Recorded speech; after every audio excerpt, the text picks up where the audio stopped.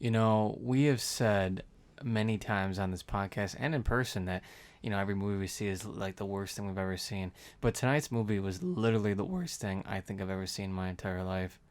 I literally thought I probably caught like 4 or 5 flies in my mouth because I had my mouth open from just the sheer.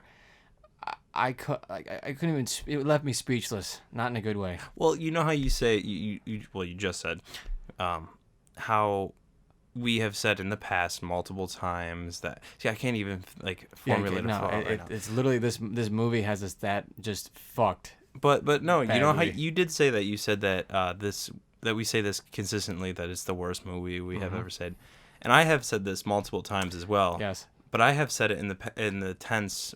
I can't even talk right now. In the words and the phrases, I have said multiple times that the movies that we're doing are not a movie. Yes. This is hands down not a movie. No. There is no movie here. I don't even know why we're even talking about this because there's no movie here. It literally destroyed my soul. I am now less of a man now seeing it. And that is tonight's movie. Going Overboard. Going Overboard, 1989, Adam Sandler. Adam Sandler's first movie role. First movie. I guess let's get into it. All right, well. God, give me strength. For the love of God, I'm AC. I think this is still Scrooge. I don't even know anymore. You had an out-of-body experience, correct? I did. Okay, well, that's Scrooge, and I guess this is...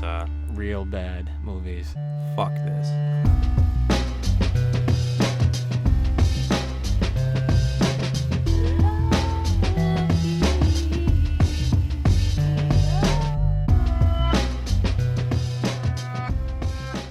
All right, Scrooge. So you're thinking this is payback for last week. Yes, for sure. Okay. No. I would never do this to you. Okay. I would hope not because No. I wouldn't. This I'm almost certain if we had the chance to talk to like CIA interrogators or like anti-terrorist interrogators or whatever military, I'm pretty sure they would sit hostages down or suspects down and they would force them to watch this on repeat. That would be their torture just sequence. to get information out of them Of course. because I don't even know where to begin with this. Well, I've said it before. My God. This is like the Clockwork Orange theory where it's like you're going to watch this awful, unsatisfying film so you will change your behaviors. And I think my behavior is never watching an Adam Sandler movie ever again.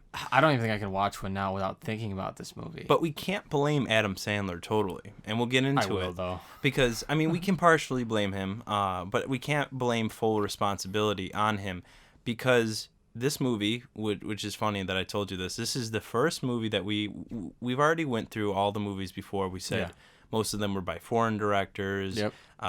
Some were like American directors filming in Korea. That was like parts of the world. But this is a female director. Yes, and we here at Real Bad Movies believe in equality. We like making sure that men and women are equal. So. We are like you told me, we are pro-feminist. Right, absolutely. So we want to make sure we find a nice shitty woman director to show how much we really believe in the cause. Yes, show the representation of women in cinema history. Absolutely. Because women in cinema don't get that good of a rap. I don't know if you know that. I've heard. I've been told. They don't get. I've been spoken down to, if you will.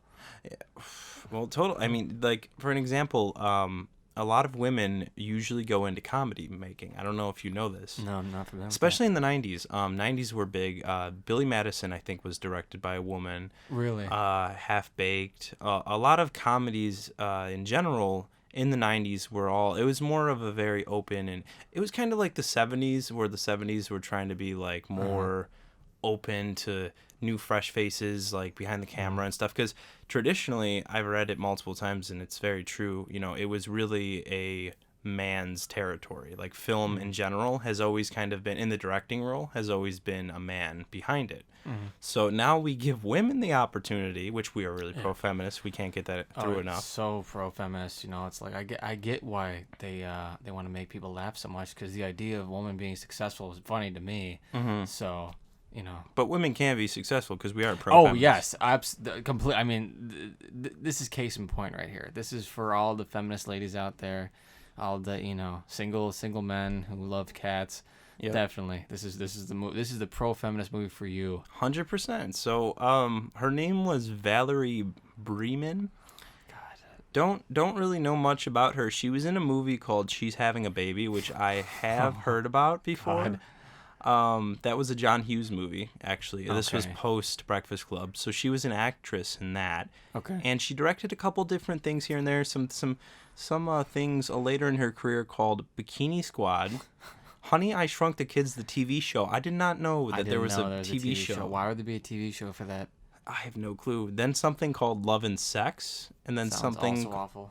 Yeah, with Jon Favreau was in it for some reason. Jon Favreau Acting for some reason. I don't know why. And then something in 2012 called Overnight. So she had 5 film credits in the director's chair. Directresses? What would be the female word of director? Would it be directress? No, it's just director. I know, but we're pro-feminist. Oh, here, so right. we're trying to think of it. Directress.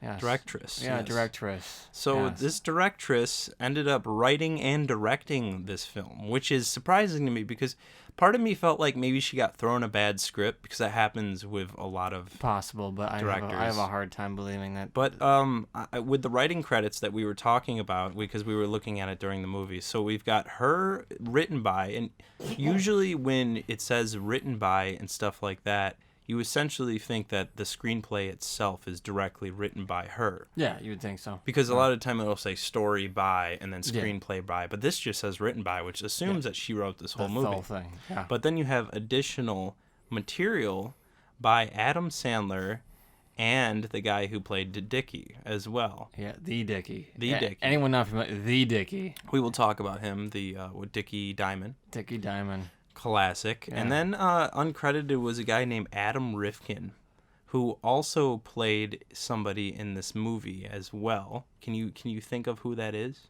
Is that his buddy? Adam Sandler's buddy? No. He was the rock star, Croker, in this film. I wonder why. Well, let's just get into this Rock. movie. So yeah, like Scrooge said in the beginning, this is Adam Sandler's first entrance to film. Because he was on The Cosby Show, actually. He was a reoccurring character in The Cosby Show for 4 episodes, it says, in 1987 to 1988. Never watched that show, so no, I didn't either. And I watched a little bit of it, but I wasn't like a fucking Cosby head where I had to make. Yeah, I wasn't a fan of Cosby at all. I don't really find him that funny in general. Most women don't. Yeah. Oh, well, definitely now they don't. So they usually don't now. Yeah. But yeah, I was never in The Cosby Show, so I wouldn't have known that he was in. I thought it was literally just SNL was his first breakthrough. You know. Yeah, but I guess 1989, which this was probably filmed a year or two before. Part of me also feels like this was filmed and then shelved for a little bit. Yeah, because I read on Wikipedia it said that the only reason why there was I don't say mass distribution, but the fact it was made available is because he became popular with SNL. And then Billy Madison and Happy Gilmore, and they're like, oh well. He's popular, so let's just throw this out there. Shove it on him. That's what they do with a lot of movies. They'll Jennifer Aniston's in the first Leprechaun movie, and on that cover, every time you see it, it's her face. Yeah. But the thing that I think is different with this movie, which comparative to other movies, this movie, Adam Sandler is actually the main character in it. Yeah, a lot of the time, it'll be like a side character, but then that person will blow up. Yeah, it's like a cash grab. Kevin Bacon in Friday the 13th, they love to bring his name out all the time, but he was just a side character that nobody cared about. Yeah. But then they'll say, oh, it's starring Kevin Bacon because of his roles. Yeah, they do the same thing with martial art movies that obscure ones from the 70s that had Jackie Chan or Jet Li or some really movie star martial artists now, but they would go back and literally put them on the cover, their names, but they weren't even in the movie that much, or they were just a tiny character. So yeah, all different films do it. So. It's such a cash grab, but at least this film, I guess to give it its credit, which there's not a lot of credit. Oh no, you're not going to give it credit. No. My credit is negative. He's the main character. I thought he wasn't going to be the main character, and I thought this wasn't, but Adam Sandler is the main character in this. He plays a Jewish waiter guy named Shecky Moskowitz. Yeah, now why AC mentions the word Jewish is because he makes it specifically clear, abundantly clear, if you will, that he is Jewish. Yep. He's super Jewish. You could just... And, he's, because that's part of Adam Sandler's shtick of... Shtick-stecky? Yeah, shtick-stecky. Shtick-stecky, same little thing. I was thinking to myself, that's probably the play on his name is his shtick. Name. Here's my shtick. Yeah. I was like, here's my shtick. I'm like, Shticky. Oh, Shecky. oh my God, this is so stupid. So, his character in general in this movie is basically, we'll give a real quick plot summary and then we'll obviously go through it and discuss this pile of Yes, shit. please. But to just go right off the bat, Adam Sandler in this movie plays this kind of waiter who has these aspirations to A be cruise waiter. yes. To be, oh yeah, we have to remind people that Yes. he's a waiter on a cruise, which Cruise ship, the dirtiest cruise ship of like all time. Yeah, that they it's use for this production. disgusting. We'll talk about the shots of the cruise ship as well. But in this movie, Adam Sandler plays this waiter, and he has these aspirations of being a famous and successful comedian.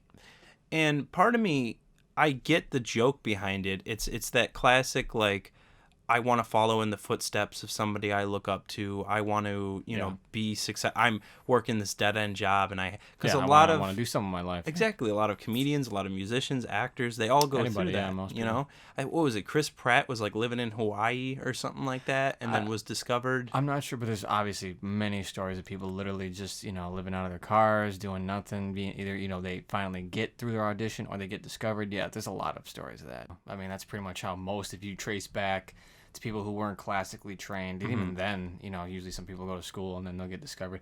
There's usually a story behind it. So yeah, there's that kind of that trope, but it doesn't really go anywhere in No. the sense he's a really unfunny comedian throughout this whole movie. Yeah. And I guess the joke that I got by the end of the film, because it was just told so many times, he's not funny, and that's supposed to be what makes it funny. Right. Is that he's trying so hard to be a comedian, but he's not funny, and then that in turn is supposed to make it funny. I see. I didn't get that because to me everything in this movie was unfunny. That's So exactly it. I was saying Because I couldn't distinguish between what was so in the movies universe, what was funny and what was unfunny. So if he's supposed to be unfunny, it's like, how can I even tell, because everything else is just utter garbage. Well, yeah, that's the thing. Like, movies have done this well, where it's funny because the certain thing is unfunny. But what's good about that, like you're talking about, is if there's a balance of actual funny humor. Yes. Actual humor, Yes. as opposed to this kind of like kid comedy. Like I said, this movie Yes. feels like it's PG. Besides, once we get, which we should let the audience know, this is rated R. There's no sex in this movie. Nothing. No violence. Not even nudity, actually, except for some ass cheeks. There's nothing. No nudity. In general, the humor itself is everything that they talk about in this movie. The comedians, even the dialogue and everything. It sounds like a fucking 8-year-old kid is telling this to another person. Yep. The whole movie, it's elementary, very childish, boring humor, and we get inserts of the word fuck. Who Dickie Diamond, he loves flipping off people. He loves screaming the F word. So you know he's the 8-year-old who's playing on Xbox with Xbox Live, and he's the one swearing and you know, calling everybody a bunch of racial obscenities and whatnot. It's like the child who thinks he's an adult by swearing and doing all that's these kinds of... exactly it. That's exactly his character. So Dickie Diamond in this movie is the antagonist, I guess. I guess. To Shecky, and Dickie Diamond is the guy who they call it a boat comedian or showboat. A cruise? I don't know. I didn't even know they had a word for it. Technically a cruise because, as we said, Adam Sandler works on this cruise ship. Yeah. And Dickie Diamond, for some reason, is hired as, I don't remember the specific name, but I didn't even know this was a thing. But it's kind of like how certain bars have bands like that they hire, like house bands and stuff. I guess they have house comedians as well. Never heard. I mean, I just know that, you know, they usually have shows on cruises and they have stand-up comedians. I just thought that was like, hey, you want this gig? Yes. That was it. I didn't know they had guys who that continuously like, specifically go onto cruises to do this stuff. But I mean, it makes sense because there's a market. You know, they need shows for these cruises and stuff, so it's like kind of makes sense. It's like it makes sense, but at the same time, it's like Dickie Diamond has these shitty dialogue moments throughout the movie. Especially, we'll talk later when he finally gets to talk to Shecky. He basically says, "I'm only doing this so I can be with my girlfriend," or something like that. Yeah. And in general, this movie is so poorly written. But before we kind of talk over the whole plot, let's just get right into it. The beginning of the movie, we've got Rocky's Burt Young. Yes, I no idea still, and I can talk about the end of the movie even though we haven't got to it, because from start to finish, you have no idea what the hell is going on. Burt Young from Rocky, who's Paul, you know, hey Paulie, Hey, Paulie. Yeah, he plays a general, I guess. Well, no. In Rocky, he plays Adrian's brother. brother. Okay. Hey, yo, Paulie. Yeah. Paulie. Okay. So, and he becomes like abusive in like the third and the fourth movie. No, the first one he's abusive. The first one, okay. Well, he's just more like just a loser drunk. He's not like super horrible, but he's like that person where it's hard to love. He's hard to love, but they do it anyways because. But the fourth one, they kind of you kind of like him more. Yeah, because by the they needed to give him some other stuff to do or whatever. But he's a general or something in this movie who's looking through tapes of like pornos and then comes across, I guess, this movie on a videotape. Yeah, it's called, I don't remember the exact tape. I think it says something stupid. Hi, my name is Sticky, whatever his name is. It's kind of like the Tales of Shecky Masowitz or whatever. Something really stupid. And we get to see him right after this weird intro that's all drawn, and it's like 3 minutes of this song. Yeah, it's the opening credits. It's just literally this horrible, just the nightmare caricature of Adam Sandler that just like keeps popping out like different credits and stuff, and it's creeped me out for like you said, like 5 minutes long. And that gets to the end of the credits, and we go in from there. We get to see these models talking about pretty much models answering questions like throughout the entire movie for no reason. Yeah, like you know how each model has like a state behind it, like Miss Kansas or Miss Australia, Miss whatever, you know. What would you say if blah blah blah this or that? Yep. Like, do you like long walks on the beach or do you like short, conversation by the fire? Those kind of dumbass questions that Pat does. So we're assuming that because I didn't know if this was on the tape or not. I mean, we learned later in the movie that this is on the tape. Yeah. But if you're putting in a movie that says Shecky or whatever the hell it is, I would expect the first shot in the movie to be Shecky because that makes screenplay logic. You'd think. No. But then you get all these answers from girls talking about Shecky and all this kind of just complete bullshit nonsense. And then we cut to a scene where he's getting out of a taxi and he's talking to the camera. Breaking the fourth wall instantly. He does this the whole movie. Yes. And like I said, stupid. It works in movies like Ferris Bueller and whatever when the main character is talking to the camera, right? Yeah, because it's charismatic. It's got charm. It's got charm. It's got a purpose. Yes. Most movies that are good with either narration or voiceovers or breaking the fourth wall is that they have a good reason, a good purpose for it. And the other thing I did say as well is that sorry to cut you off there. No, don't worry about it. Nothing could do me any more damage than this movie. Than what this movie has done. So you cutting me off is okay in my book, all right, AC? I totally get that, and I'm thankful that you're allowing me to speak because these fourth wall moves, they work good in some movies. Yeah, absolutely. You want to know why they do? Because the person who's saying it consistently talks to the camera. Yes. They don't point to other characters in the film and point out the camera. There's a lot of instances in this movie that we'll get to. Literally, yeah. Where they are pointing at the camera and telling the person that they're with that the camera's right there and whatever. When Ferris Bueller did that in the beginning, he was by himself. He was kind of giving you exposition. Yes. It made sense. It had a purpose. And in this movie, it's, nothing. I even think there is one moment later in the film where we'll meet the rock and roll star's agent in the movie, and he even looks at the screen and kind of gives that fourth wall at the bar. We'll get to that. But then it cuts through, I guess he's after the fourth wall, he's still talking to the camera. Yeah. But we get to more shots of the women talking. Yep. I think it's about Shecky. I don't remember specifics. Who really cares? Who gives a shit? He was, setting up the movie, but what he wants to be, this and that, and then he's like, oh, come with me. He's talking about how bad the movie production is, trying to cover for the fact that only had $200,000 for it. Yep, and then the one party is like, yeah, this is what an earthquake. What an earthquake would look like, and then they shake the camera, and he's like, that cost us nothing. And then, but probably my favorite part of the movie, one of the favorite parts, was when he makes his entrance into the boat. He's running up those stairs. No, not just running. He's galloping with this really stupid dance jig that he's doing. It's like schlocky. It's almost like cartoon. Yeah, like those frogs. Oh, what was that called? Hello, my baby. Hello, my darling. Yeah, he's going. He's swinging his arms, and he looks like a total idiot. Doing a little jig and just running up. And his smile. He looks at the camera the entire time. This dumb smile on his face. Yep. And he's just running up, and you see extras in the background kind of staring him down. Standing there staring. And then it departs, and he's still talking to the camera. We get to see him as a waiter. He's one of those shitty waiters where it's where like he kind of just lets the world, I guess, do him in this sense. Like he lets people down talk him and everything. Like it basically shows that he is a person who will let people walk all over him. Yeah. I guess to say, Oh, you know. on top of that though, like even though I know it's a movie, it's supposed to, well, hold on, that's loose terms movie, but like even though he's supposed to be a waiter, he doesn't look like a waiter to me. No, I'm not talking about even no. acting wise. Like literally, he just looks like Adam Sandler who has a sailor suit on. A waiter. Yep. He doesn't. Like, it doesn't even seem like he's a waiter. It literally just seems like he threw on this shirt just to be an idiot. That's like literally how it Pretty felt the much entire is. movie. It's like he's just placed in a role, and you know, there's believable extras. Trust me, there's a lot of extras who like in classic movies in general. You know, it's like you see somebody in the background and they're doing something. It actually looks like that's their job a lot of the time. But in this movie, yeah, like you said, it just seems like it's. I think it's because our perceptive lens of we've seen Adam Sandler in so many other roles and whatever. But I think it's just a bad film and it's poorly written and everything like that. What would have been cool is if he was working on the ship as like a busboy or something, like a waiter.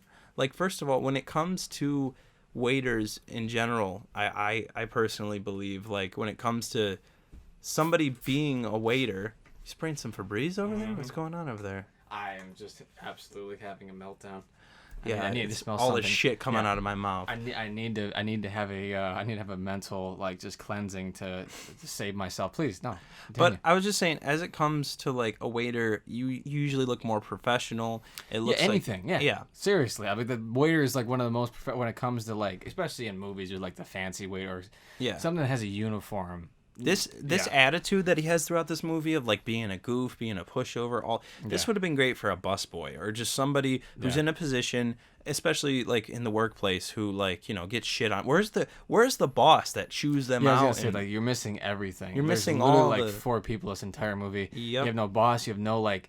Usually they have the you know, the uptight fellow employees that actually are doing everything by the book and by the rules or whatever. Take it very seriously. Yeah, take none their of job that. seriously. There's literally just some random ass dude who's his buddy who, like I said, I think they were like an inch away multiple times during the movie of being a gay couple. Because 100%. it was straight up like close proximity of their speaking lines was very like close, an inch away from their lips. Okay, like, you know, it was like I thought we were watching the beginning of a really bad gay porno. But we're pro gay. We're pro gay here, 100%. Absolutely, 100%. Yes, 100%. Not even any question to that. No. Speaking of semi-gay looking, we get introduced to Dickie Diamond, of course. Yes, the Dickster. Wearing the shortest shorts. He works such. I don't know if you noticed. I saw noticed. that. Yep. Wears very short shorts. I didn't think he wore pants once in that. No. And he's always got his shirt off, and he's hairy as gross as hell. Like, not just hairy. He's like Italian hairy. Yeah. Like Which Italian, like which bush. is like, It's just like bushes. just monster, just arms, shoulders, everything. Back of the shoulders, everywhere. Back of the neck, everywhere. It's gross. And but everyone loves him though. Remember? We'll learn in this movie. People love Dickie Diamond. Yeah, the Dick. Oh yeah, he's this really just grody looking skinny twig of a dude who's wearing. Did you hear me? I said he's a Dick D. You know, he's like addicting.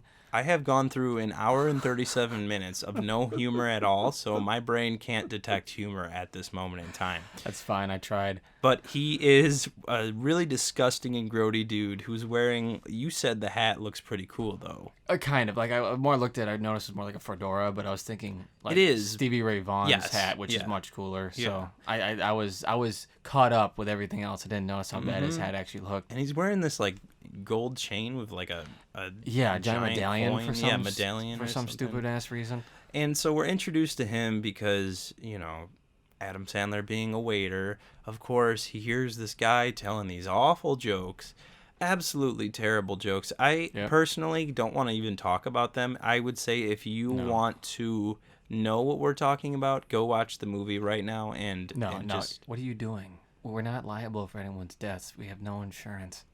But they're not going to understand what I'm saying. You are going to kill people.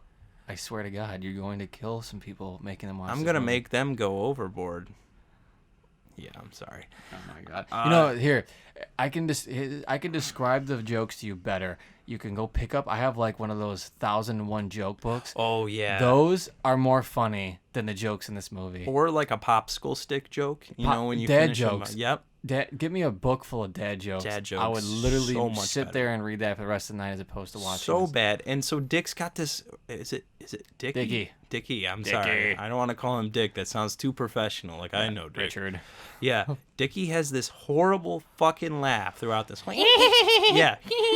Like this really trashy, gross laugh that reminds me of in Billy Madison. That's where it was that reminded me of it. In Billy Madison, the one character throughout the movie who wants to run Billy Madison's business, he's played by Bradley Whitford, I think his name is. I'd have to. If you It's remember. been so long since I've seen Billy So Madison. Billy Madison essentially goes back to school so he can get an education. Yeah, I remember all that. And one of his dad's closest friends, or like Business partners, employee, yeah, whatever, is the one dude in the movie who wants to run the business and everything. Oh, you mean the bad? You mean The bad guy yeah, in the I know, movie, yeah, who I know at what the you're end they talking yeah. about. Yeah. So like in that movie, I remember the one other guy comes to Billy in the tent and they're talking about that guy and he's like, oh, he's Yeah. got that weird laugh, doesn't he? And then the one dude's like, like Yeah. imitating the laugh. That is straight from this movie. We mentioned as we were watching it. I swear to God, he might not like. You said Adam Sandler. He's not had on his. He doesn't have it on his website. He's denounced it or whatever. Yeah, but it's not in his filmography. I don't think he has because I have seen techniques or things or maybe just like the genesis of a few of Adam Sandler's shticks in this movie. Yeah. There's a couple things where I've seen in this movie that have followed him in other movies. I think it's one of those things with Adam Sandler where he knows that collectively this is a bad movie. So he doesn't want his fans to go back and see that it's a bad movie because one, they'll notice a lot of tropes that were made in this movie. Like you said, a lot of things that he used in other movies, and I feel like if we noticed that as a society, we would stop going to Adam Sandler movies because we realize that he took things from his older movies Are you and sure, though? reused it. Listen, I mean, when you mentioned like he denounced this or he wasn't recognizing it, at first I was like, yeah, it makes sense. But then I'm like, it's Adam freaking Sandler, okay? Yeah. He literally has made some of the worst movies ever, like Absolutely. bad ones, and that was with money. So really, if you think about it, this could have been another one of his bad movies he made recently. Yeah. It just needed more money. Like regardless of Adam Sandler and everything like that, this movie, like you said, you want to smoke a cigarette and you haven't even smoked. I literally feel like smoking, and I don't even smoke.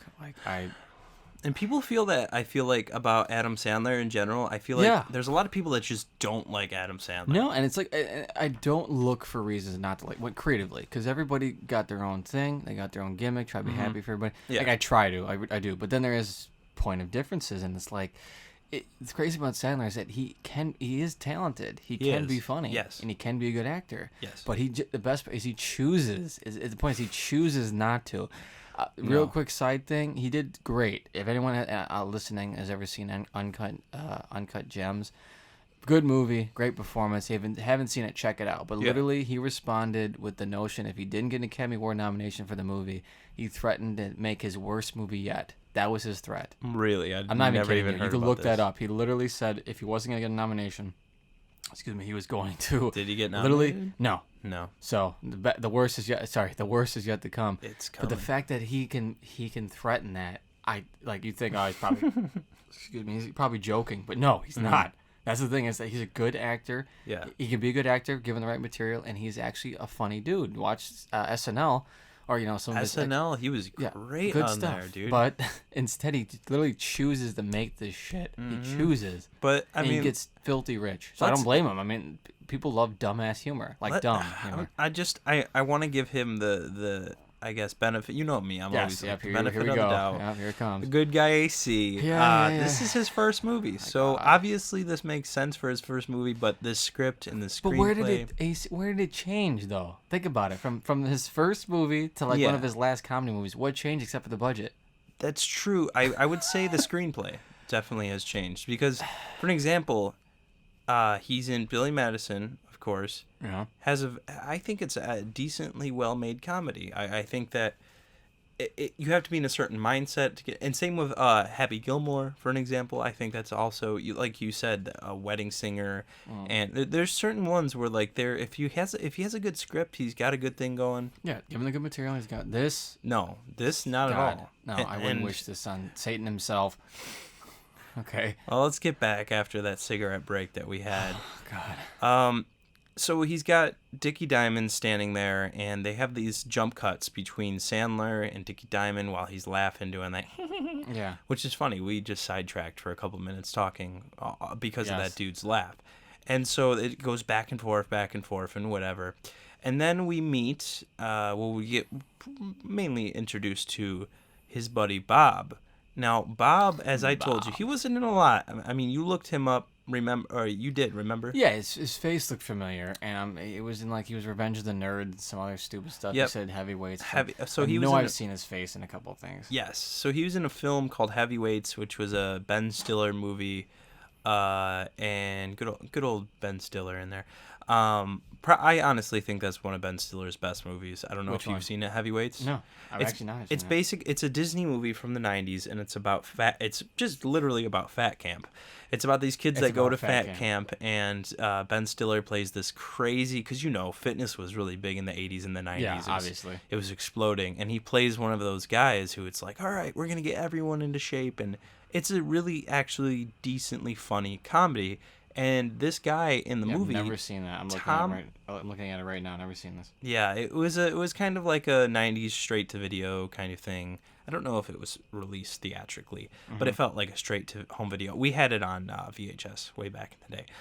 But so, anyways, Adam Sandler's best friend, the other waiter, the co-waiter or whatever, in this movie, Tom Hodges, he plays this kind of like, I don't know if he's supposed to be foreign, but I don't know if he's Austrian or German. He plays a really good role in the Heavyweights movie. Yeah. So when I first saw this, I'm like, you know what? He actually is a pretty good actor from what I've seen of him. This film, like I told you, at the end of this, well, halfway through and the end of it, I just knew it in my mind. I knew it 100% that he was going to be the best actor in this movie, and he tends and kind of just turned out to be the best actor. Depends. Now, as I've been listening this whole time, now I realize where I found that Bob guy from. He was in an episode of Walker, Texas Ranger, which is Chuck Norris. That's something I could remember him in. Okay. For sure. But then, yeah, that's like how I remembered Milton Berle at the end of this movie. He was in a Fresh Prince episode. Yeah, so I wouldn't give Bob that credit because you'd actually had good actors or performers in this movie. For whatever only the Lord knows why they're in this film. The what? Money. Oh, actually? No. $200,000 budget. Yeah, not a lot of money. No, most likely, like we talked about, cruise ship, going on a cruise. Yeah, literally. Maybe they wanted a free ride on a cruise. They just wanted to get away for a little bit. That would be really sad. Because we even mentioned how dirty this cruise ship is. Like at first I wasn't paying attention because I'm just like I was so tuned out. Yeah, you didn't even notice. I was so tuned out, and then AC had to point it out. I'm like, it really is gross. It had giant rust marks on the bottom bow, like huge. Not just like a tiny. It was literally covering the entire bottom of the ship, and it's like, what kind of cruise ship is this? It looks like a graveyard ship. It's fucking it looks like a ghost ship. It's like a ghost ship.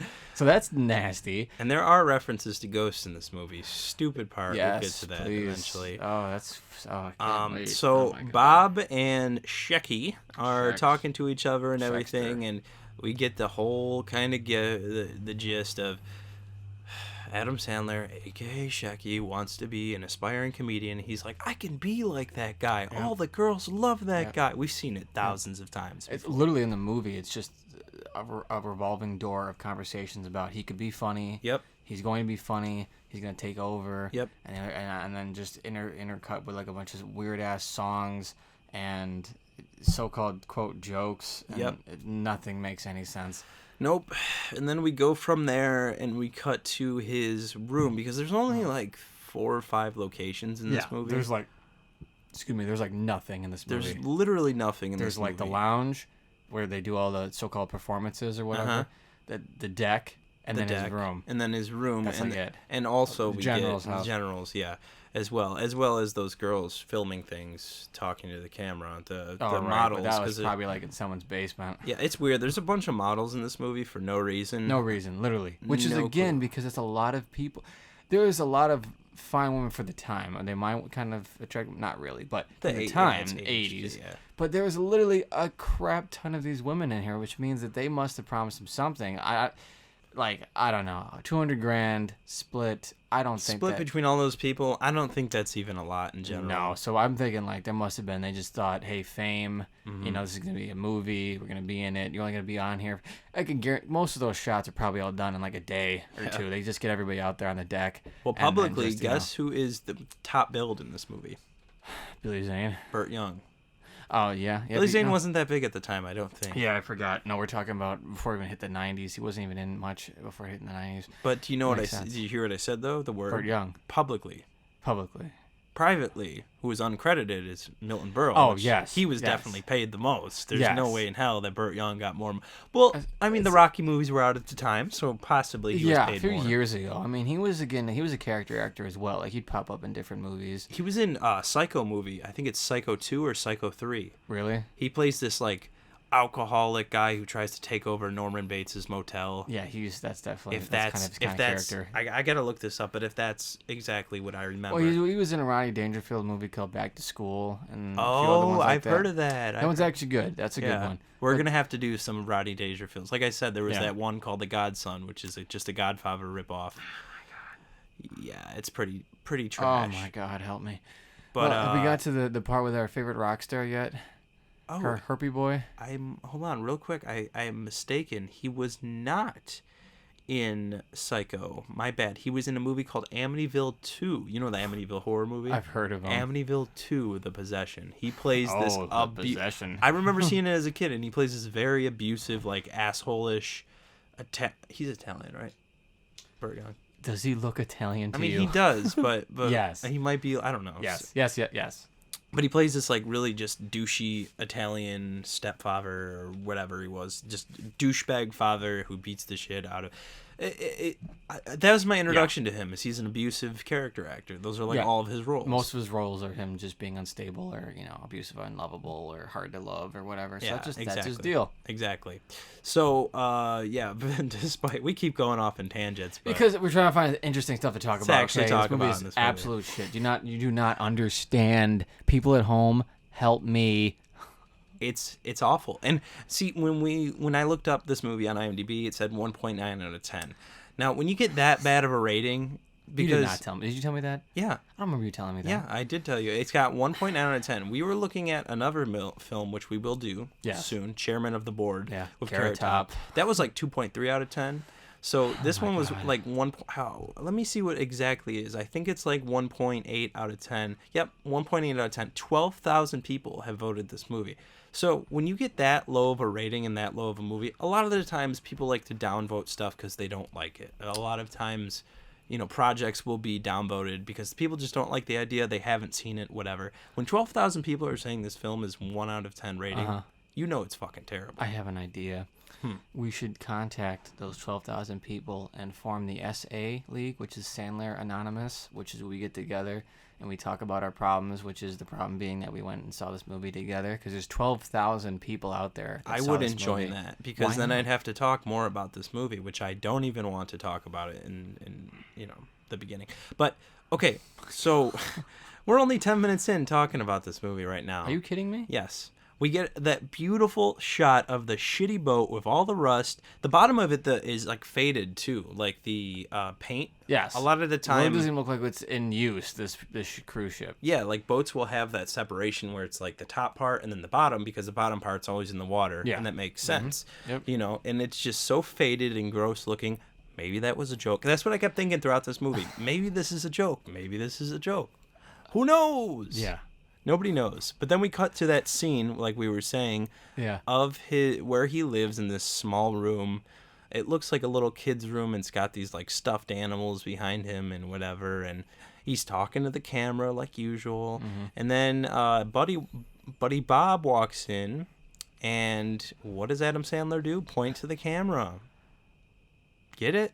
Yes. I'm get it? laughing so hard right now.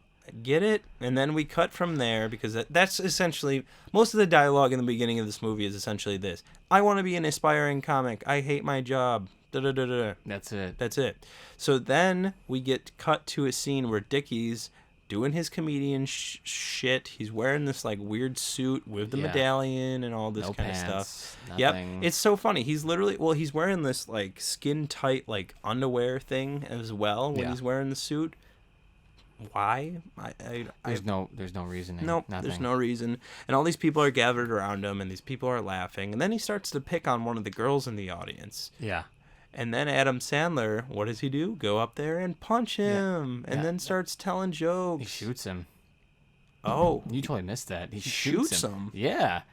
He shoots him. He straight up shoots him with a gun. And do then, not remember that part. Yes. Okay, you must have zoned out. He shot him with a gun, and then it was revealed that he was just daydreaming. Yep, he was just daydreaming, and then shot Dickie him. pops back up, and Yes, it's really whatever. stupid. And then really we get stupid. introduced to Croker, who is this, I guess the prototype of late 80s was like the Rock hair star, metal yeah. rock star, hard rocker, whatever. But he was one of the least convincing characters. He was. Literally, it would like if you found your most socially awkward friend with long hair and slapped a leather jacket on him and said, "Here, be a rock star." Here, go ahead. That's literally what this was. I Except call he had these herpes too. these kind of characters are like I call them shoehorn characters, where Yeah. they just fit them into any movie for no reason at all. Definitely. No reason at all.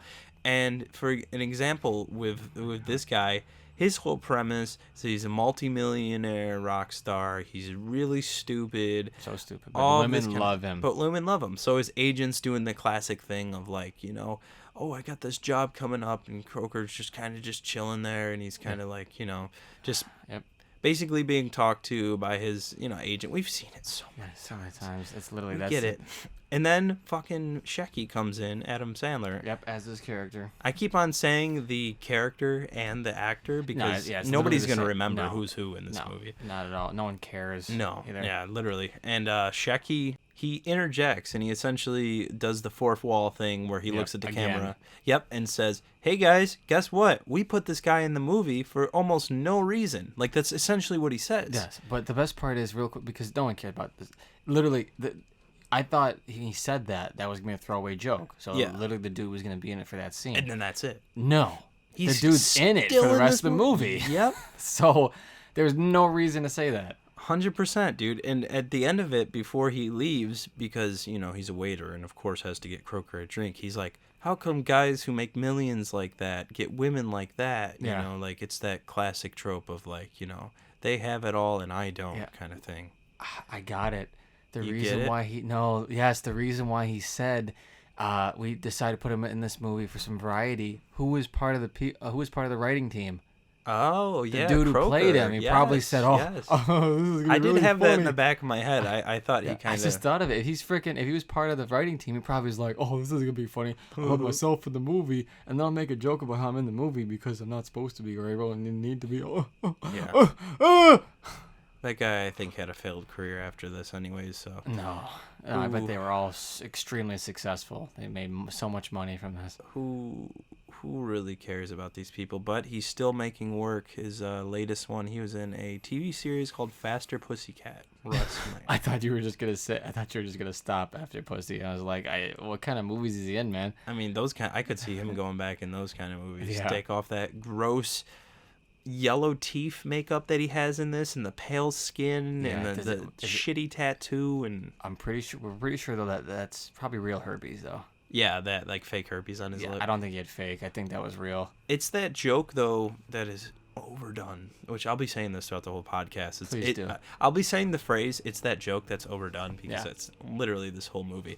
But it's always, how does this guy get these beautiful women? It's the classic thing. I mean, a lot of us even look at celebrities and think the same thing.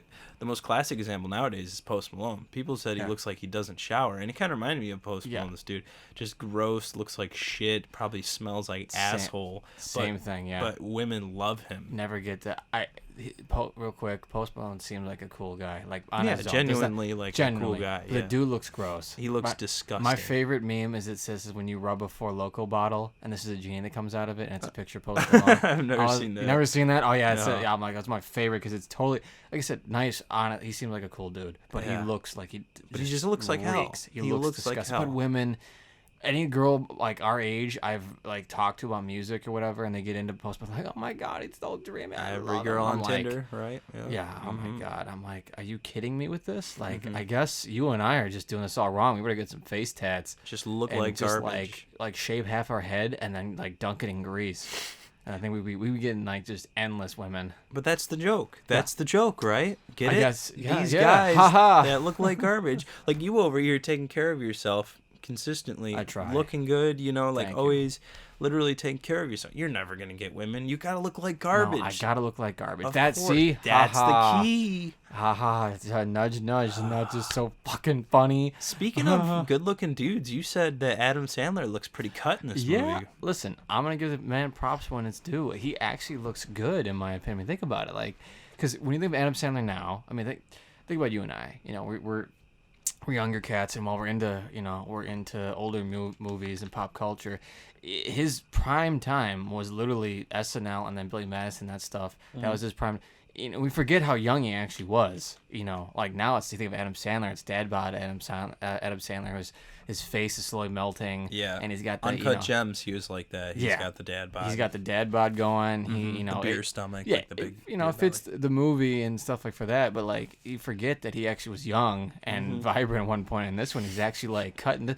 Isn't a bad looking kid actually. Yeah. So the fact that he's such an idiot in this 23 movie, years old in this movie, by the way. That's great. Yeah. 22 to 23, depending That's when this was crazy. filmed. But so yeah, we get introduced to this rock star Croker character, and then of course we have to cut to some more interviews of women answering questions and whatever. That stuff I just don't even want to talk about. And then we get this weird shot of Dickie kind of walking along this row of girls and like fake slapping their hands or something. Yeah, that was What? Why was I that don't put know. in the film? We don't not get even. it. Yeah, and that's the best part. I mean, fake slapping. Like literally, he misses some of their hands, doesn't even get them. And then he's like It's doing so some really badly- awkward white guy dance, and Yep. it's just I was thinking it's very badly choreographed in this scene. Whatever the hell is supposed to be going on, these girls look like they You know have no why? clue what's going on. probably because there wasn't someone to choreograph it. They probably- they didn't- $200,000 Nope. is no choreographed. No. No, I doubt that. I would love to know what the money went to for this budget. 200,000, because it was literally just a ship. Who knows what the. Oh, it was a ship. Sorry, it was a ship, and it was a boat, and then wherever the hell the general's Shots of a mansion boat, was. the same shots Yeah. of a boat, which we will see throughout this whole movie. And then, of course, after Dickie slaps him all up, it's Adam Sandler acting like a klutz, of course, being, I guess, what he's good at in this movie. And So then we cut klutzy. to this bar scene where they're all sitting around the bar. It's actually not going to give it any credit. Okay. You already You were did, looking though. at me like, oh, here we Well, go. because here comes the good guy, No, Mr. no, no. Good Guy. It's all shot in one take, which actually looks kind of cool. But see, like when I say that, I mean that one take shots do kind of look cool. This movie doesn't make it look cool. It just looks like a really bad SNL sketch. And so Croker's sitting there with his agent. Of course, the agent has fucking sunscreen on his nose like an idiot. Throughout this whole movie. His name was Peter Berg. He was in a couple other things. Yeah, like what? We got So if we're looking at Peter Berg, which is funny because his credit is Mort Ginsburg, aka Peter Berg, which I've never seen that before. It would be like you in a movie, and then it would be like as Scrooge, something like that. He was in I guess he produced some stuff as well. He's more of a producer nowadays. Oh yeah, here he is. Yeah, he did some acting and just side roles like Entourage. He was in Heavyweights as well. He played the chef. Oh, he had a small bit part in Collateral, which is one of his Collateral, yeah, you favorite told me about movie that. of mine, yeah. Yep.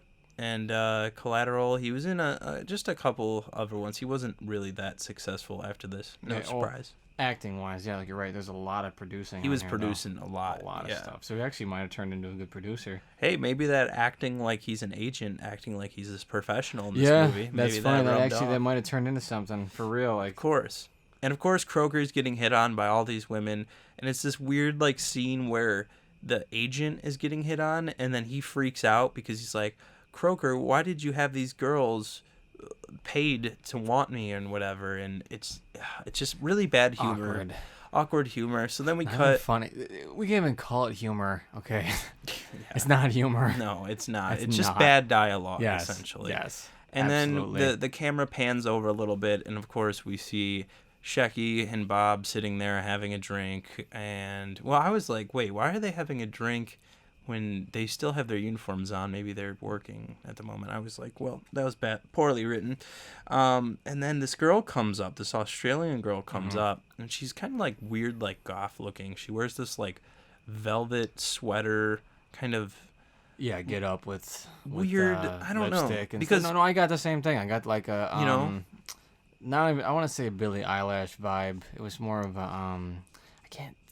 I think like a place who I'm Wednesday. thinking about. I was thinking like a Wednesday Addams from like the Addams Family, Yeah, it was mixed with like something. Madonna, kind of. It was a. I was thinking of a specific girl, but yeah, like a Tim Burton character almost kind of She thing. comes up and just kind of just does her thing and just sits there or whatever. We have no clue what the hell's going on. Yeah, Shecky no. tries to basically talk to her and whatever, and Fails. She literally just goes crazy. He says hi, and then she has a meltdown. yep. Because women in this movie, it's funny that this is written by women. Women in this movie are literally like displayed as some of the dumbest characters. Dumbest, useless, like They don't do anything. They don't add nothing. anything to the story. Nope. Half the time they're naked or like half half naked, naked. Yeah. in some kind of swimsuit or whatever. But it's, I don't know, the representation, because we're pro-feminist. Pro, and we want to so see pro. these women in Right. actual roles. We want Right. to see them, as business women. Right. We want Driving. voting, Voting. doing things, Right, voting, that yeah. empower women, and we Yeah. don't see that in this movie. Absolutely. So then, We love feminism. of course, and our homie Dickie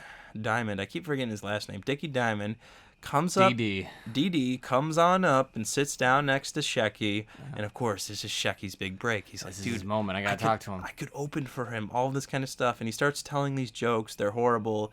And Dickie lets him know, I don't give a shit. I don't care. Literally. He keeps saying the F word consistently because that's Dickie's thing. Right. This movie's rated R, but it could be PG, like we said, with the elementary humor. Probably if he was not in the movie, either he was not in the movie or his dialogue was different. Just That would be tone it. down a little bit. Yeah. He says the F word out of nowhere. And like you were saying, it's like injecting the F word into dialogue that does not need to be profane as it Yeah. is. You know? No, like we talked about, it's like swearing is a part of life. Mhm. It's just straight up a part of life. I was never one for like censoring in movies profanity a lot because that's life. People Yeah. swear, Mhm. but there is a point where if it's just like literally every other word, it's gotta be a damn good movie to enjoy. Because if the swearing's just every That's other like word, it's like, Goodfellas, where yeah, the it's like F your is through a- creativity Yep. is like really being put on display. Like, are you really that creative? Because if your dialogue is just all swearing, like where's the originality in it? Like it kind Mob of loses movie. it. Yeah. Mob movies are one of the few genres that are allowed to have F bombs all over the place. You know. Pretty much every Martin Scorsese film. Yes. Because I watched Wolf of Wall Street, and that's got Mm-hmm. like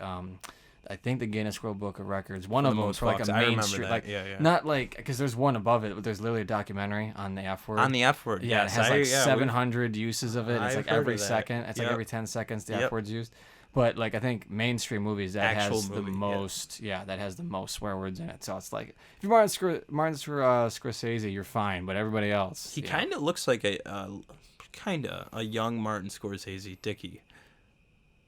In a sense, I don't know. I just see it with the bushy eyebrows, smoking them funny cigarettes again. the bushy eyebrows, and all that kind of stuff. Like I don't know. I don't know. Once again, here comes I'm a nice guy. Yeah, of course. This guy looks like Martin Scorsese. And yeah, so Dickie is talking to Adam Sandler, and Adam Sandler just won't stop. And you even said if fucking Adam Sandler came up to me and was just fucking annoying me when I'm trying to have a beer, he'd fucking punch him in the face. I probably And this is where he punches him in the face, which Uh-huh. is what I was saying earlier. I thought he punches him in the face, but I guess it's this moment. Yeah, that's what you got confused. You Yeah. can't believe you totally missed the gun part. Of course, yeah. I need to go back and rewatch it now, right? Oh yeah, absolutely. As many times as possible. Exactly. So then we kind of cut back to this weird scene where he's like Adam Sandler. I'm just gonna say Adam Sandler. I don't even fucking care about his stupid name in this movie. He goes, "Well, I feel like I'm just gonna go to bed because then everything will get better." Oh my god. So he goes to bed and has this really weird dream sequence where it's him, a girl standing with a drum connected to her, like a Half snare, like a naked. marching band snare Half drum. naked. Yeah, half naked.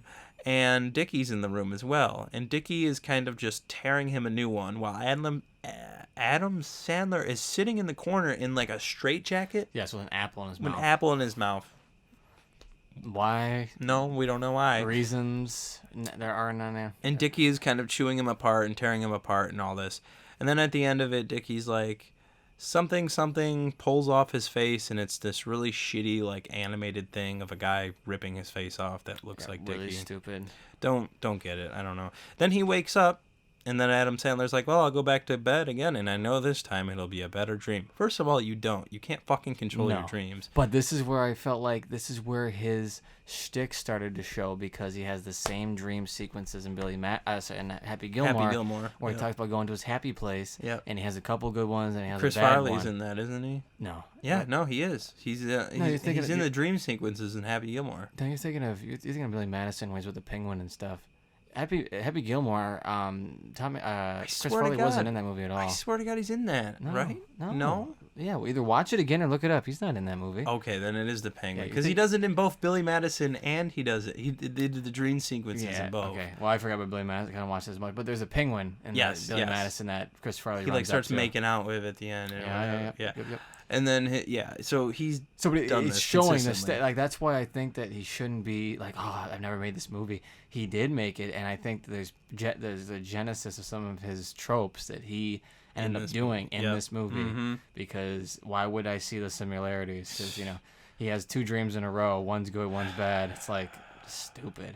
And this good dream that he ends up having is him making out with a woman on the beach, and then it kind of ends after all these girls are touching him or whatever, and it's his mother screaming at him, and of course it's just Bob in makeup, dressed up like a woman. There's some weird, like, trans things throughout this movie. Yeah, and then, like they said, a really homoerotic like tension between Bob and Adam Sandler. Which can be done well in certain movies. Oh, yeah? But you haven't seen Top Gun, have you?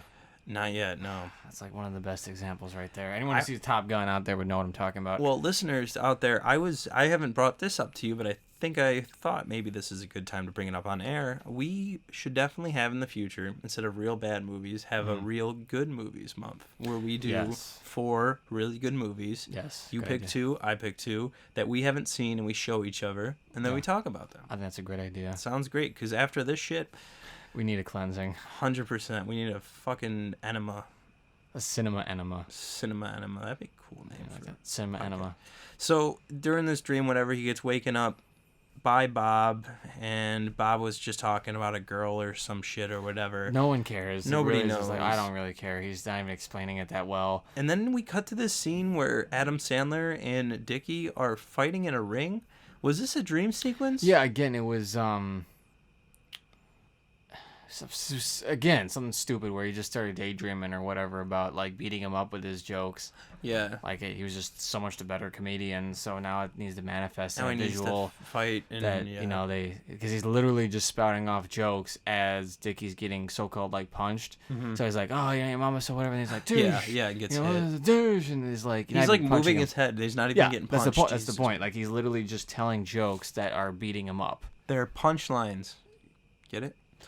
After that, we get a really more... Oh, my God. I'm sorry. We get shitty interviews, more of them by women, of course. But this time around, it actually kind of traces in with the plot. But it doesn't. At the same time. Like, things in this movie, they happen, but they don't happen.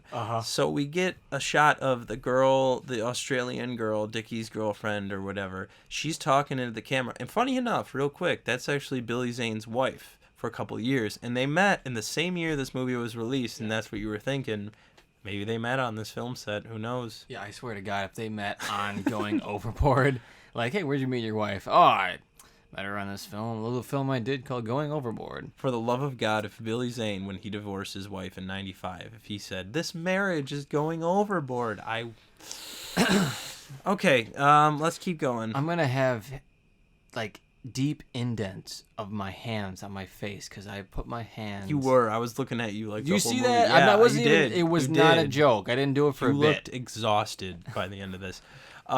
So then we cut, which we were saying, the Australian girl is talking, and she's interviewing for some reason, talking about a political guy who happens to be Burt Young. Yes, for no reason. Just out of whatsoever. nowhere. It would be like me saying, nowhere. You know what? I fucking hate the president, I don't know if there's a president, of the Republic of Congo, or just something incredibly random in an interview, and of course that guy is watching the tape. which we will discuss, which we have discussed Yes. prior. Why is he watching this tape of something that is currently happening? Yeah, literally, first you're like, okay. He pops in this tape, starts watching Adam Sandler. That's gone. And then you don't even think about it again. I mean, you probably don't think about anything at all in this movie, but you don't think about it again. Then it comes back to him. He's watching these tapes of, watching these tapes of these beauty pageant people. Still doesn't make any sense. Then it's the Australian chick who is speaking about how his teeth are bad or he smells bad or whatever. Yeah, something. He smells like pizza. That's the joke. Remember? Yeah, pizza. Okay. I mean, who doesn't like to smell like pizza? Pizza's delicious. Yeah, that's good. So he wants to kill her. Yeah, and so these two goons. Well, keep going. No, I was gonna say. I mean, he wants to have her killed. So thus revealing, I guess, that this is literally he's watching the movie as it's happening. And he wants to interject into the movie. Yeah. I guess. And so then he calls intervene in the movie. And then so he calls in his two, stereotypical. I don't even know what you want to call that. They're playing Middle Eastern men. They're clearly just white dudes. Italian. Yeah, Italian white dudes. Deeply Italian, trying to pretend to be Ahmed. Yeah. One dude's Ahmed. Other one's probably Hayal. That's where Jeff Dunham got his jokes from. Ahmed, the dead terrorist. Yeah, 100%. You know what this reminded me of, though? It reminded me of Last Action Last Action Hero? Yeah. Yes. But that movie's like the same, how he goes in the movie or the movie comes to him. But that's different, in the sense of that, that's the whole point of the film. That's what I'm saying. And then this is like halfway through the movie, Burt Young's watching a videotape, decides he wants the one girl on the videotape killed because of a criticism she made. Yeah. And then so these two goons who just talk for so fucking long about how he smells like pizza and he was a cheese and you said it. You said this joke is still going on. It was literally like 2 minutes of I zoned out and came back in. I'm like, this is still happening. Because they're supposed to be playing like the stupid stoner kind of stereotypes or just the classic like bumbling idiot henchman stereotypes, but they just keep that stupid still keep going. Yep. So they leave and they're basically on this mission impossible to go kill the Australian, I don't even know what she is. I guess a model or something. That's not really explained or anything. No, none of it's explained. They're supposed, I guess, contestants, but there's no actual there's no contest. So yeah. So I mean, no one cares. It's just they're just wearing sashes of countries for whatever reason. Yeah, and it's funny because they're countries, and then I think one of them states too. One of them was like Kansas. Yeah. So I don't know. No consistency in going overboard. Then we cut back to Dickie, and Dickie's stomach hurts or something like that, so he's running around the whole ship and whatever. He goes in a bathroom, and guess what? He gets trapped in there, Scrooge. He gets trapped in a room. In a bathroom, but not before, remember, accidentally losing his hat overboard. Oh, see, you're remembering all these things that I'm not. Well, because remember, I just sat. I mean, you would remember too. The abuse you suffered. Mm-hmm. When it's fresh in your mind. I haven't forgotten. Never forget. # never forget. Yeah, he drops his hat overboard. So his hat went overboard. His Australian mistress thinks that he either jumped overboard, fell overboard, whatever. He's dead. And so he gets trapped in this bathroom. And I don't know. I said this to you. You know how doors work? Depending on the day, yes. When I walk in the bathroom at your house, right? Yes. There's a lock on it, correct? Yes. You know that I could turn that lock to unlock the door to get out of the bathroom. Correct. That's the idea. He does not know this. Dickie is one of the smartest men in the world, but does not know this. So he ends up getting trapped in there. Yes. And now this could have easily, the smallest little plot line, he could have essentially said, one of the bolts got stuck, or when he closed the door, we could have saw something of like, I don't know, like a door stopper gets stuck on the front or something like that, or a janitor walking by and locking the door, something to show us that there's a reason why he's trapped in there. Yeah. But there's no reason at all. So of course, since Dickie's trapped in the bathroom, his wife thinks that he dies. There's this like little fake funeral for him. Yeah, like all of this for no reason. No reason at all. And Adam Sandler's there, and he's like, holy crap, I could take over as the comedian. And who pops in? Who jumps aboard? King Neptune, played by Billy Zane. Yes, Billy. I just thought about it. This is a crappy comedy for sure, but I just thought of it. you know, a dude flies overboard and is dead, they usually don't just say, "Oh, we're gonna continue the cruise." That's usually when they Yeah, say, you turn the fuck "We're around gonna turn and around look and go for back him. to where we were." That's for sure. It was like, "Ah, yeah, fuck him, we don't care," you know, whatever. No, this So is the most careless cruise ever created. literally, with no like, there's no safety, there's no crew, No it's police, no literally security, nope. just Adam Sandler and his boyfriend Yep, there. they could have stopped the fucking boat and went back and looked for Anything. Or if you said check his room, you mentioned checking his room. Didn't even check his room to see if he was there. Because I don't know if the bathroom is in his room. I didn't really care Yeah, too it much was, to it remember, but was. yeah, it's like it's in the direction of his room in general. And if somebody goes missing on that place, I think in general, I think that the people who own this boat or whatever should have like police or whatever go through every single room, no matter what. Somebody goes missing on a boat or whatever, you know, go through every room, figure it out. But thinking way too much into this. Yeah, Billy Zane, poor Billy Zane. Yeah, he plays this like King Neptune who's like, he's got really weird dialogue in this. I mean, Billy Zane, I guess, is trying his hardest, but he's wearing this shitty costume. Holy He's wearing fuck. like the Gorder's fisherman kind of like you'd see on a commercial, like a It's- TV commercial. yeah, for it's- fish sticks. Literally, yeah, it is. It's like a really bad, like poorly drawn mascot, and you thought he was like Poseidon or something. But Well, yeah, because when I think about it, Poseidon's supposed to be the god of the ocean. I'm pretty yeah, sure. it is. Yeah, he is. Yeah, And so- then Neptune, I guess, is also like king of the sea. I don't know who gives a shit. Who knows? But he Whatever. comes on, gives him an inspirational speech because Neptune, I guess, I don't know, it was really weird, and he's just like, "Oh, you're right, King you know, you're right, King Neptune." Yep, and this is something that you would see in like a kid's cartoon. Like, you know, these like characters that are otherworldly, that they're Yeah. not really human, but they're supposed to be a god. It doesn't make any sense. So he persuades. Real quick, before What? you say this, it reminds me there are those like schlocky, like, I guess they're called like boat comedies. Have you ever heard of those before? No, There's a very famous Lover. the Love Boat. The Love Boat, yeah. Lover. I was thinking of like Loverboy for some reason, the band, but no, I think there is some kind of humor for that where it's like we're on a boat and since you're out at sea and like, you know, what's the term? Like when you're out at sea for a long period of time and you think you start seeing things, same thing happens in the desert. Some kind of thing that it's very pirate humor kind of thing, and we get that with King Neptune and all this shit. And then the two doofuses start riding up to the boat. We kind of see them, and they're just being idiots. And we said this boat was probably used to shoot the exterior shots of the cruise ship. because I don't think... But at the same time, they filmed the boat, so they must have had another boat as well. Unless they used the cruise ship to film the smaller boat. To film that boat. And then they used the smaller boat to film the cruise ship. So I don't want to think too deep into that. But yeah, they're being idiots, literally, and that's just we don't need to That's explain the all whole that. thing. It's literally Yeah, just they're being really not even good idiots, not even like fun banter or anything. It's just really stupid. Just It makes being no sense. They're dumb. crying. Yep. All this dumb. A And lot. on top of this, Burt Young's general's watching this from what? Not Yeah, explained. he is. He's just sitting there watching this whole thing happening. How does that even work? Like, to make be any honest, sense.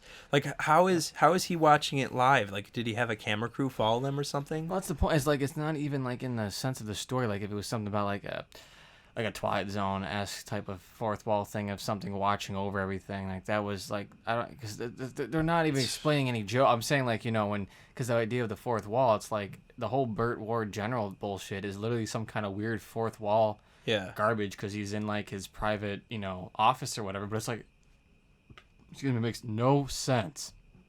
No sense whatsoever. And his name is like General Norwegia or something. Yeah, and he's supposed to be like a different ethnicity or something. Yes, he's supposed to be because remember they're supposed. Well, yeah, that's just he's Italian. He's probably supposed to be Muslim too. Yeah, or something. yeah. I was thinking more South American or something like that. The only reason why I think Muslim is because his two henchmen are Ahmed and whatever else. his other name is. Yeah. So if they're Muslim, most That likely makes he's sense. supposed to be a Muslim Some kind of Middle Eastern general. whatever. Which it makes so much sense. But then we get, of course, his big break. He gets to Adam Sandler gets to finally have his moment on stage. Yeah. So. And he goes on stage and he starts doing his thing because Bob gave him the advice and said, instead of telling jokes, just kind of be there with the yourself. audience. Yeah, be yourself.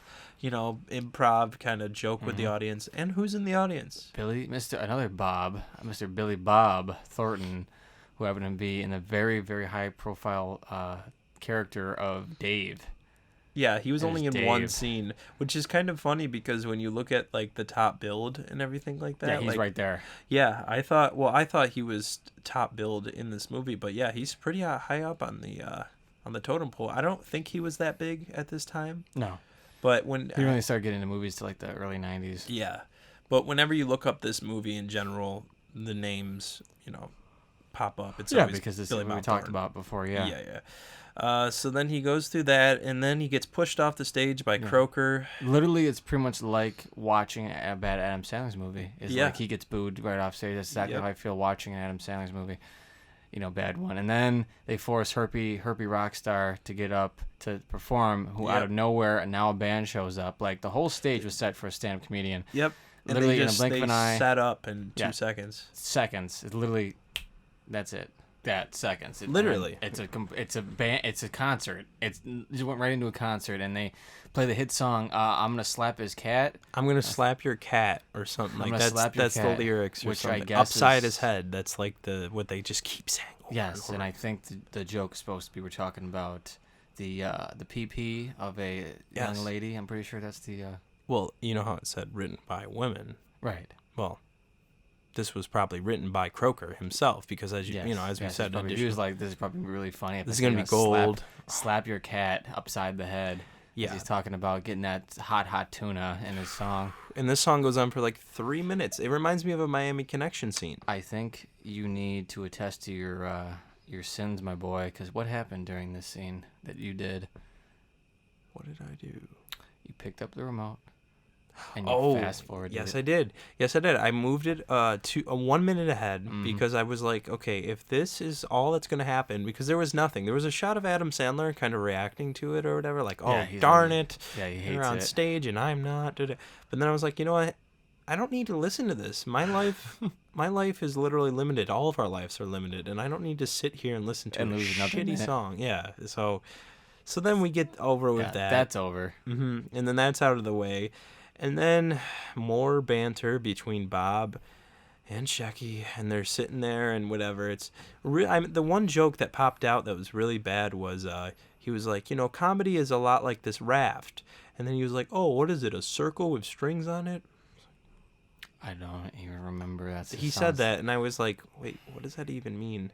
And then he's like, well, we're going to go into this montage. And then it's all these girls looking good. Yeah, literally, that's what he says to the camera. Yep. And it's like you said, it's just padding the runtime, just Literally, making for this no movie reason. more. Yep. It didn't have to be this long. No. This movie was an hour and 37 minutes.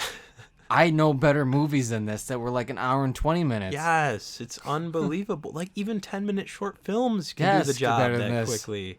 An hour and 37. So then we cut to the two doofuses on their way, Ahmed and whatever the hell his name is, and they're going down the ocean and getting there. And there's this weird scene of like he's eating salami or something. Yeah, and then the guy's crying because he won't. It's like I haven't eaten in weeks. First of all, this hasn't been weeks. Yeah, hasn't been weeks, and then also it's like it's going back and forth between I guess a joke about eating his salami. Yeah. and then More also homoerotic yes, stuff. that more you did talk stuff. about. I Yeah. guess that's just because they want those those really lame bro jokes in there. Yeah. But like it's not even well done. So he's No. like both crying over his not being fed, but also he wants salami, and it's like if I We could get just it. shove my eyeballs in the back of my head, that's how hard I'd be rolling them. Yep. And then it cuts to from there, of course, we see Dickie in the bathroom. He's like, I'm starting to look like shit and Yeah, whatever. he's just and swearing. he's Every freaking time out. they cut to him, he's just having a freak out in the bathroom, swearing some more. I mean, that'd be kind complaining. of terrifying being trapped in a bathroom, Well, yeah, but in this movie, it's like I have no sympathy for the man. No, not at all. This guy is a complete douchebag. Probably one of the worst characters I've ever seen in cinema history. And I have a feeling probably that the guy was a quote comedian, the dude himself. He probably was that insufferable in person, in my opinion. Because He really was. Yeah, look you're at right. the look at the Filmography. look at the list of the writers, and you see his name is on there too. Yeah. And so most likely what it was is probably the director had this really crappy outline of whatever, and then the rest of them just started improvising a bunch of stuff. Yeah. And this So- guy was like, "Don't worry, Yeah. Valerie. It's funny. Yeah. Don't worry." So if he was improvising a lot of his stuff, then probably came straight from how he acts or how he feels or whatever. in my opinion, because it's not that good of a. It's an awful movie, so he probably wasn't putting a bunch of effort into being this character, of backstories and all this stuff. And, Oh God, no! This man did not think any more than just telling shitty jokes and using profanity throughout it. So then we go back to an actual good actor. Burt Young is sitting there with this older woman on his Yeah, it took me a lap. second. I'm like, that is an older woman. I thought maybe it was a young one. I'm like, no, Yeah. that's an older woman, like at least in her 50s. Yep, and he's like wearing a hat that says Ali, and he's wearing this like bathrobe, sunglasses. I don't know what the fuck is going on at this moment. And I'm doing the Dickie thing. I'm swearing where but it needs to be here because I'm pissed off. I was this close to actually falling asleep. Not falling asleep because I'm tired, mind you. I mean, I was at some point around where you're talking about in this movie. I was literally close to falling asleep. Yep. Like not because I was tired, but because it was boring the shit out of me to the point where I was feeling the eyes slowly just weighing down. Going down and just going into slumber and having a good dream, right? Or a bad dream. Yeah. Oh my God. Get it? Okay. Your whole life becomes a Billy Madison moment. Or I almost said Billy Madison. I can't talk today. I can never talk. You know what? These movies, if we were talking about good movies, I could actually hold an actual articulate conversation. Actually, I think even more is we should get a doctor checkup because I think like how cigarettes erase years from your life. Yeah. Pretty sure bad movies actually erase, parts of your soul because I'm pretty sure by the time we're done, we're going to like lose at least a good 5 years off our lifespan. Well, it's not even just years of our lifespan. I also think it's years of our future reincarnated lives that we have. If reincarnation is real. Well, my we keep opinion coming was back. If that was the case and that's how we do live as being reincarnated, I'm pretty sure my future self would look back at this and say, I don't want any part of this, so I'm going to cut it off right here. Disown you. Yeah, I'm going to cut off the line. That's it. Yeah. No more. So and that's done. Yeah, we're done. So then we go back to our boy Dickie after that weird scene of Burt Young doing some weird shit. Go back to Dickie. He's crying out, swearing, whatever. And then, of course, Croker and his agent are walking down, and they hear him, and they think it's a ghost. Yeah, literally in the same room as the guy. Like, they don't hear this. I mean, it's like it's he's so like played pounding, out. Yeah, he's pounding, and they're like, it's a ghost. The place is haunted. We got to get out of here. Yep. Yep. And it just keeps going and keeps going. So then we get this scene where Adam Sandler runs into Milton Berle. He's having... Yes. I don't even know. having a Honestly, dinner. I forgot. I don't even know how he gets into this, like, flash or, like, this episode. It's basically, like, I think he's talking to the camera and Adam Sandler's, well, like, I wonder if, I wish I had somebody, like, a good teacher to teach me Yeah, he just pops into this restaurant, and here's Milton Berle, who is a good comedian, by the way, a good performer. He was actually great in this movie. He was, Yeah. even the jokes he was saying were a little elementary and stupid, but, like, the way he says it. Yes, exactly. That's the point. Yeah. It's like, so right there, right then and there, that was, doing his shtick as usual, as, suit and big cigar that he was known for. Uh-huh. And this poor bastard was in this, this poor bastard was in this movie, and I'm like, what the hell? Mm-hmm. But, of course, he's there. He gives him a nice, speech of encouragement, which honestly Adam Sandler does not deserve in this movie. So, No. But he gets him. He says, comedy's in the heart. Everyone needs to laugh and all this yada yada, world peace bullshit. And then he's like, thanks, Burrow, and he just vanishes off into the back of the restaurant. And then Sandler does this weird, Wizard of Oz thing where he's like, I think if I just start picturing I'm going back to the ship. Then he just like then it'll happen. He starts going, and then this. he's back at the ship making jokes. Yeah, it cuts to him from him saying that to cutting to him actually doing jokes and all this. And real quick, I just wanted to say Milton Berle plays the classic trope, which many have played. Stan Lee plays it in Mallrats. It's essentially a character who's an expert craftsman of whatever the main character wants to be, his inspiration, whatever it is. Yeah. Milton Berle was, like we said, in that Fresh Prince episode and stuff like that, and Milton Berle did the same thing to Will on that episode. Thing, Gave him advice, kind of, was like the laugh, father figure, like all that kind of stuff. And that's pretty much his only purpose in this. And that was the scene that I guess that I genuinely liked. Actually liked, yeah. Because it kind of was just like... you actually had somebody who knew what they were doing. Who knew what they were doing on the set, yeah. So then we cut, like you said, from him standing there, and Adam Sandler gets transported somehow, mysteriously, randomly, to telling jokes to people. They On start the loving deck of the it. ship, yeah. They love it. There's Oh, that yeah. there's that same clip of that old man like going Yeah, crazy laughing. because he's talking about his wife or beating his wife or some No, shit. like it literally makes the jokes make no sense. But everyone's like, "Oh my god, it's so funny." Yep. And then they get interrupted by the two terrorists Yes. holding the guns and whatever, looking for the women and whatever. And then Dickie's wife meets up with Adam Sandler and Bob end up hiding in this like boat that's off the side of the yacht or cruise or what I don't even know the right term. Lifeboat is what you're thinking. It's a of. boat, yeah, like the lifeboat. But it's giant for And some of reason. course, they're talking about the Australian girl because that's who the terrorists are there for. Yep, and and Sandler she doesn't like just her. and she just happens to pop up right behind them and is saying and is giving all this exposition and all this and Stupid. really Nowhere. stupid humor too because it's like she's like basically saying like, you know, I wish I was deformed. Like I wish I wasn't so pretty. That was not at the beginning. What happens is then we get the Scooby-Doo chase of like absolute just idiotic. Yep, running around the ship. For like literally it's like 5 minutes. They run around. No, it's like 10 minutes. Is it? Okay, like Just 10, keeps going. 10 minutes of them running around on the ship, Yep. chasing after each other, not actually trying to get them because there's plenty of times they're literally just right there next to them Yep. that they could shoot them or whatever. Then at the end, when they so-called corner them, that's when she has this freaking weird-ass meltdown about how she wants to be deformed and wish she wasn't so beautiful or something like that. Yep. And then her and Bob start making out because that makes sense. I guess so. And then she gets taken by the terrorists, and Bob kind of goes and tries to fight. Bob gets knocked out, and Adam Sandler is sitting there talking to the camera, of course. And then it intercuts with more interviews with models for some reason. I don't even know, dude. The ending of this movie, it really doesn't end. I guess. No, remember what happened? So it just, oh my God. The terrorists go back up. You know, because Is that what remember, you're talking about? saying, what happens is it hit me.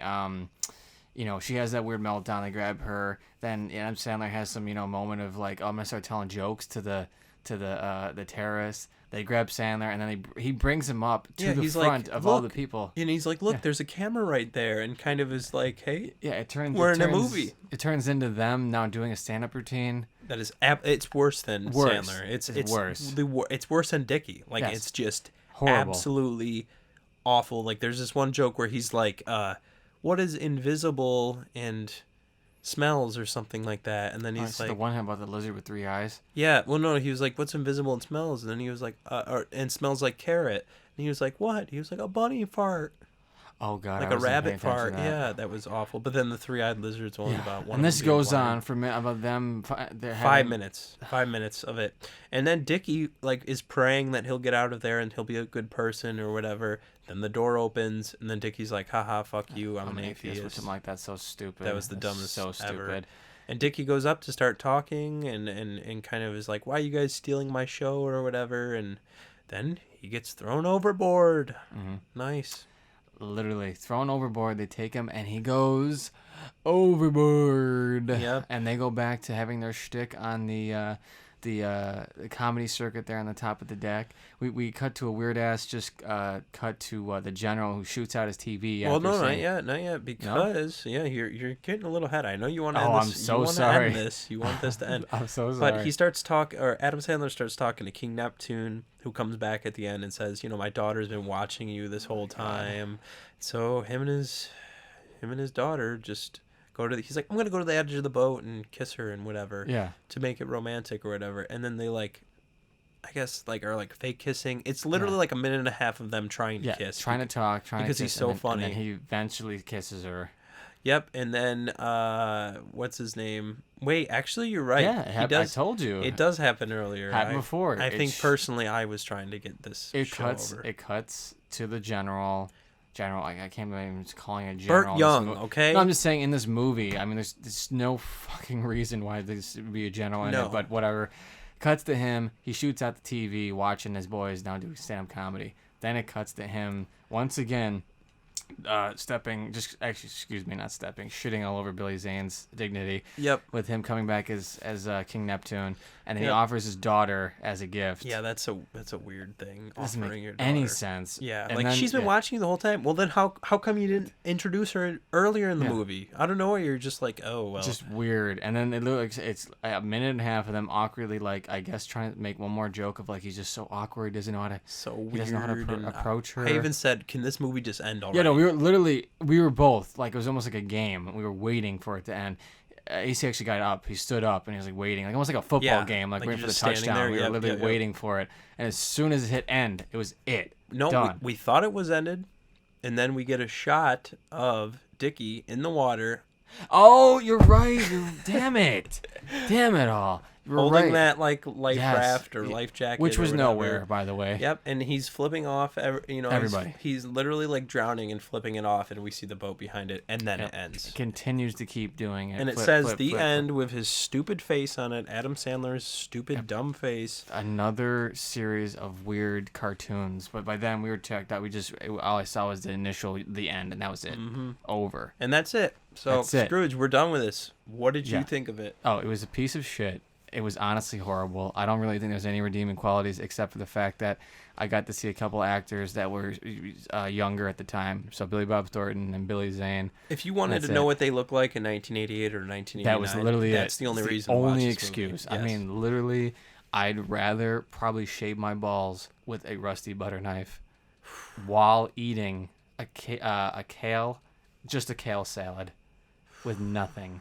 that kale salad. I mean, that rusty, it's whatever, but dude, No. that kale salad. Kale salad with Brussels sprouts unseasoned. And you would smoke a And cigarette. prunes. Well, and you- after I'm done, After you're I'd done. chain smoke 4 packs. Okay. So I'd rather do all of that. But like Then we watch this movie. like we said, it's not so bad. It's good, and we're not even gonna rate it because we know what the rating is. It's the worst No. one So far, that we literally. can. It's not even we no don't- no. We no don't even- no AC being a good guy here. There's no rewatchability. I just can't even talk. No. There's no rewatchability in this movie. It's a 0. You know what? Adam Sandler, you get a 0 rating. 100%. Congratulations. It's a 0 rating. This is where the IMDb rating is 100% right. This should be 1 out of 10. This should be honestly a 0 out of 10. Yeah, Because because it's such a dud. Yes. Horribly made. I get the concept of we're gonna make it so it seems like the comedian who wants to be a famous comedian is actually not funny, and that can make it funny. I get that kind of writing, but that was not executed well at all in here. Like the premise that anybody can write about that kind of plot points and plot whatever, that I think is a good idea, but it was just so poorly executed in this movie. There's no funny jokes, nothing. You'll be stone faced the whole time watching this movie. You'll be irritated. You'll be tired. This movie is literally known for being bad in the sense that it's so bad that it's bad. And We literally struggled to get through it. And was if I was painful. watching it by or like, say if for some reason I popped by it either on streaming site or on like cable, I would not get probably through like 5 minutes. no, I'd be a couple minutes. if you were and by I'd been yourself, off. Yep. you would be. It would be a minute or two into it. And I'd you're be gone. gone. I'm gone. You're gone. Never again. So we should actually congratulate ourselves for being able to sit through the entire thing. Yeah. The entire thing. Well, it was either this or chairman of the board. We flipped a coin, and the world one gave won us out. going overboard. I feel like we're gonna like chairman of the board more. Oh. I'm excited for that one. That I one think so. does sound fun. And the reason why we picked this for the last 9 episodes, we were kind of doing action films or horror films. Yeah, the same stuff. We never really did comedies, you know? Yeah. And this was our introduction to bad comedy. And holy fuck, this was probably the worst movie that we have done Yes. so far. And maybe looking forward, we don't know, but maybe this might be the worst movie that we've ever Yes. For sure. Right now, it has been put on the throne. done. Yep. So this is like the Mortal Kombat of bad movies. This is a Mortal Kombat term of bad movies. Right now, he's Shao Kahn, okay, or Shang Tsung, whatever you want to call, whoever you want to be at the top, The winning, top, yeah. the winning, depending on the game you like, the Mortal Kombat games you play. He is at the top. Yeah. Adam Sandler is the Mortal Kombat champion right now. Okay, so we'll see if anyone dethrones him.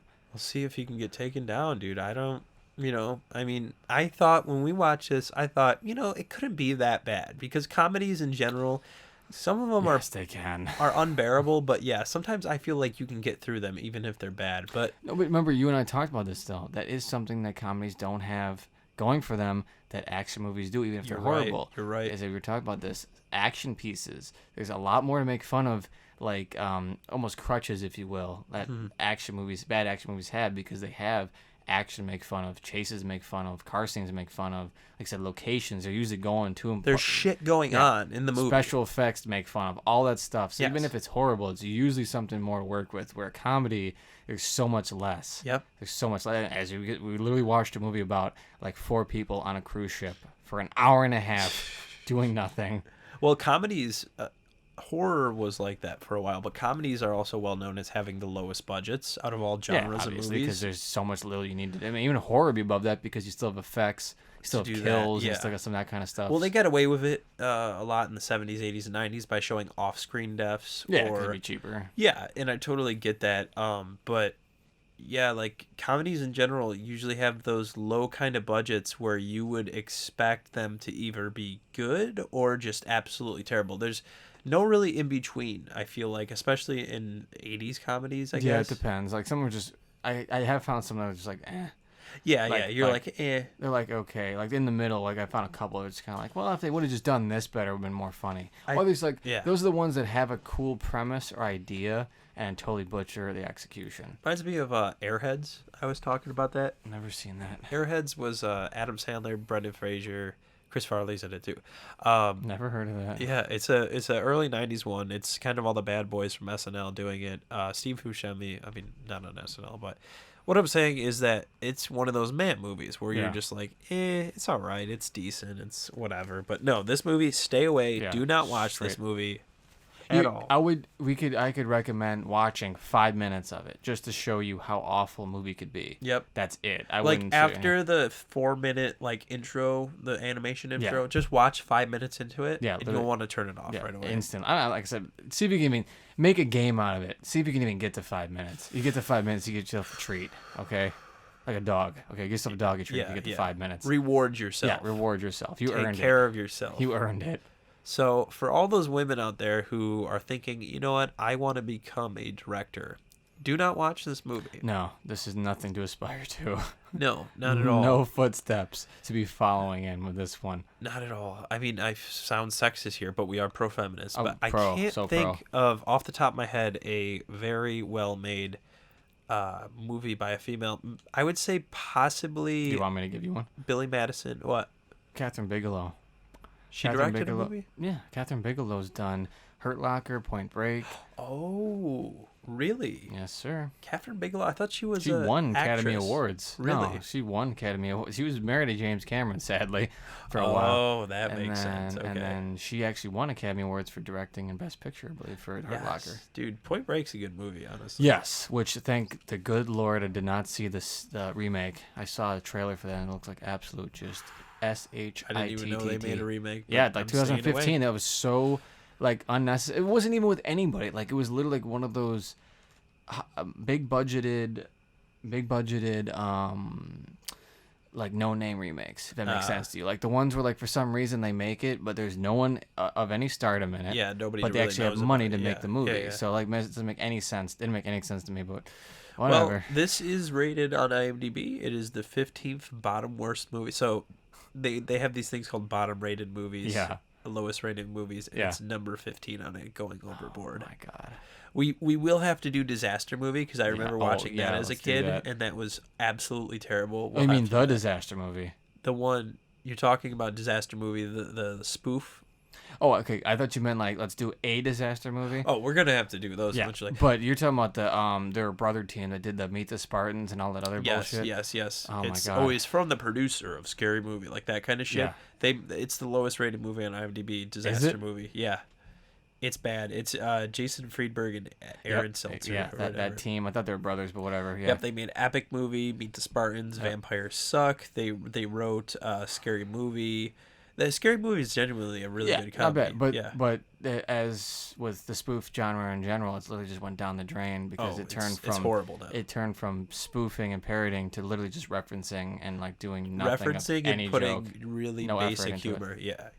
Yeah, I actually saw Meet the Spartans in theaters, and I remember because the trailer, because that was like 2008, so I was, I was a young kid, and the trailer made it look funny. And I remember literally sitting in the theater with my folks at the time. We were all just like, what is this shit? What I'm sorry is you this? spent money on that. Yeah, literally. I think I Holy probably still shit. have the tickets somewhere because I love collecting ticket stubs when I see movies. Well, shit. I'm over here crying because, This is so awful. yeah, I've It's got okay. We're going to therapy tissues after right this. here, Anyone yeah. listening? But thank you, everybody, for fucking suffering through this with us.